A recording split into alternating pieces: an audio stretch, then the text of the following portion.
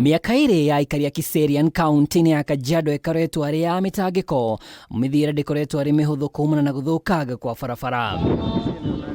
Magitariria kihumo kia mathina mao, aikari maugite contractor atiganirie wira miaka mithiru, riu barabara ino ya kilomita 3.5 igetigwo o rukungu na marima kiheri. Tunahuzunika, tunashinda na mask. Watoto wa shule kukinyesha sasa ndio wasi kabisa. Unakuta mabasi ya shule imepanga line saa 3, mtoto anafaa kufika shuleni labda 6:30. Sasa hiyo ndio ile shida tuko nayo. Atwarithia a ngari maugite riu matuikite ngombo cia makanika, amugutire ngari igetiria guthukanga kumana na marima na mitaro barabara-ini ino, undu uria wihaga makiria riria kwina mbura. Miaka ambayo tumekuwa tukifanya kazi kwa hii hapo nyuma, hii barabara ilikuwa afadhali, lakini wakati ilipochimbwa tumeona changamoto mingi, sababu hata pikipiki huwezi kaa wiki bila kuunda.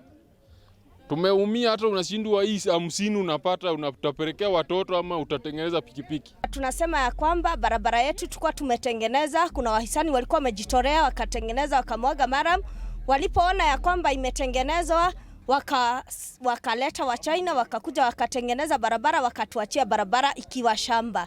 Afadhali hawangeguza barabara, wangeiacha vile ilivyokuwa mbeleni. Biashara itigetwo na thutha, aingi ao njoria riu makihinga matuka mao, nao aria mari gukuhi magiteta mirimo ya mahuri. Hii barabara tulikuwa tukijitengenezea, hata ilikuwa sawa, tulikuwa tukimwaga maji, yani mawe na maramu. Wakati huo Mshaina alikuja, ilikuwa sawa, hata gari hata ukikuwa na mvua ulikuwa ukitembea, hakukuwa na vumbi. Sasa wakati alikuja akatuamwagia mawe. Biashara walifunga kwa sababu ya hii vumbi kuwadhuru katika afya yao na pia katika biashara zao. Bidhaa zao zote zinakuwa affected na vumbi.